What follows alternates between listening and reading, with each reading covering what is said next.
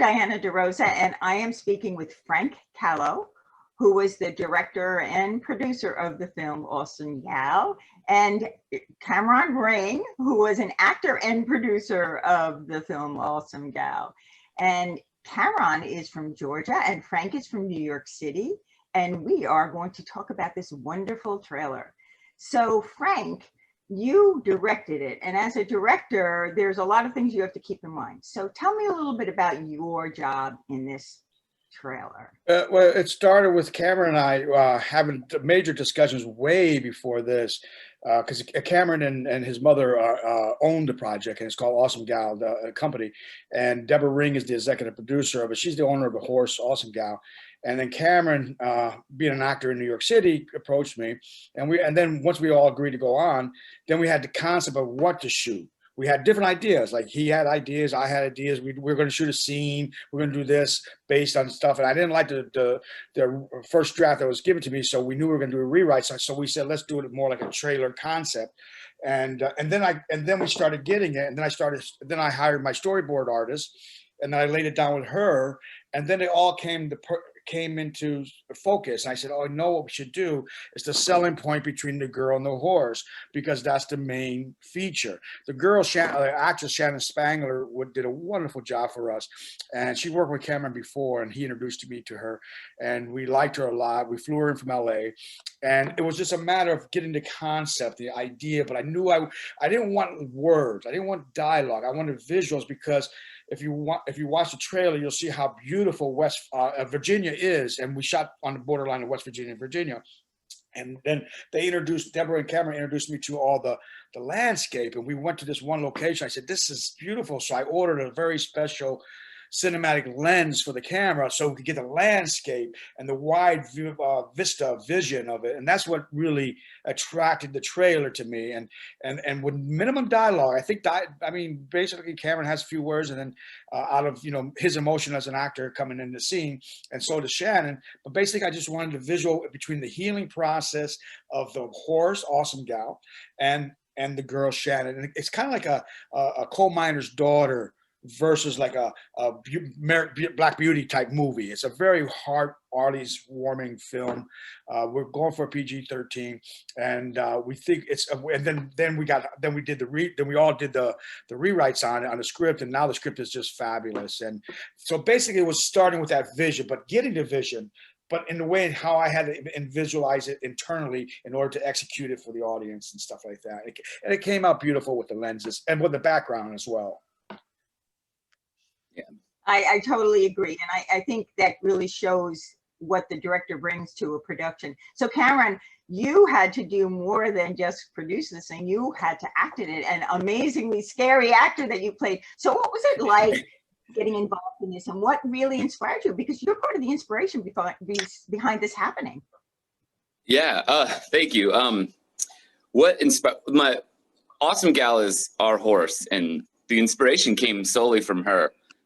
We rescued her. She was abused, and when we first got her, she was shy and would cower in the corner of her stall when people came by. And as we worked with her and showed her love, she started to open up and become the incredible horse that she is now, full of personality and curious and sassy.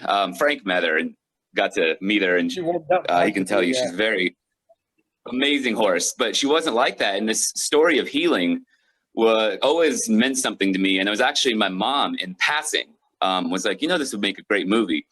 And from there, the seed was planted, and it snowballed into this crazy adventure we're on now. So, when Frank heard about it, he loved the story and was able to really make it into what it is now, because it is beautifully shot with that stunning scenery, and that was because of Frank. So thank you for all that, Frank.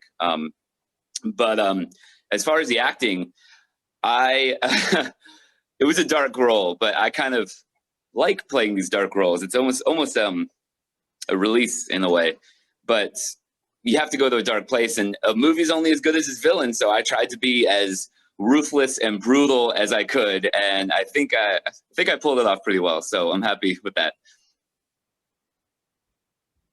Yeah. Okay. Yeah. And you did. You pulled it off really well. It scared Thanks. me. 2 hours of makeup to put the grease on me and grease my hair, yellowed my teeth. We spent, it was a whole transformation. Can I say something on that? Can I say Yeah, something? of Diane? course. Diane? Yeah. Oh, yeah. Okay. Yeah. I thought what you know, it's always a moment to moment process. And I thought what Cameron brought to it really added that. I mean, yes, we're going after the healing process between the girl and the horse and the environment, the beautiful scenery.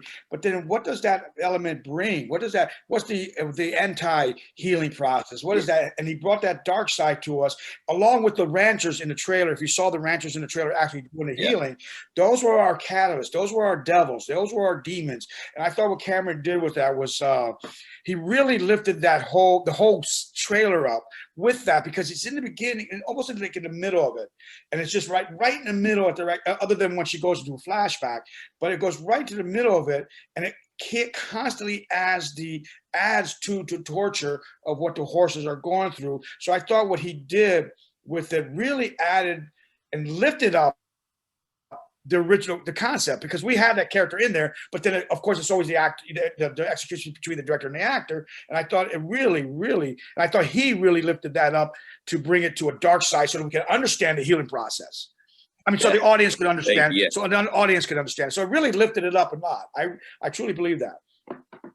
Yeah, it brings it you to two different levels. Actually, Frank, that was something I wanted to expand upon. You know, as a director, you came in this not being a horse person, and you need to think about this. Okay, I need this film to work for the audience. So what is it that you learned in doing this? How much to bring the horse in and how much to make it work for the audience in every aspect?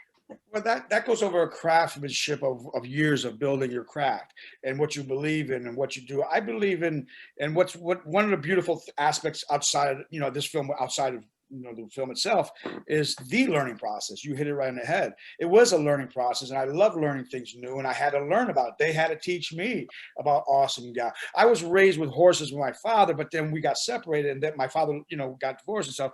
So I'm not like a horse person like you guys or EQUUS people or Cameron and his mother.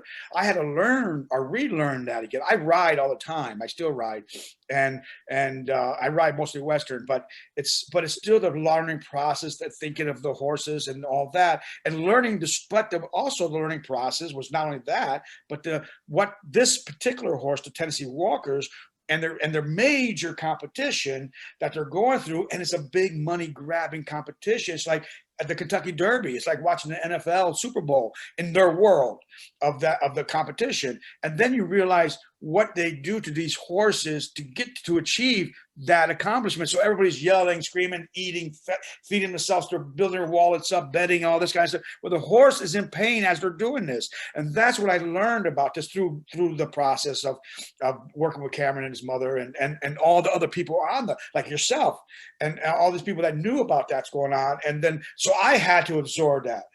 I could not, a director can't, you know, execute what they don't absorb. So I had to take the time to step up to their level of understanding, because it was my job to execute it. And then once I got it, which was easy to get to, I just said, oh my God. And then they introduced me to the Hollers, where it takes place. And I loved Coal Miner's Daughter when I was growing up as a film, and I loved Sissy Spacek when she was younger and her work. And I just saw Sissy Spacek doing this, and I said, well, this is because the character grew up in Sissy Spacek's world of Coal Miner's Daughter, and so that attracted me. The horse attracted me, and then the learning process, and then it was just a matter of like going with your feelings and executing.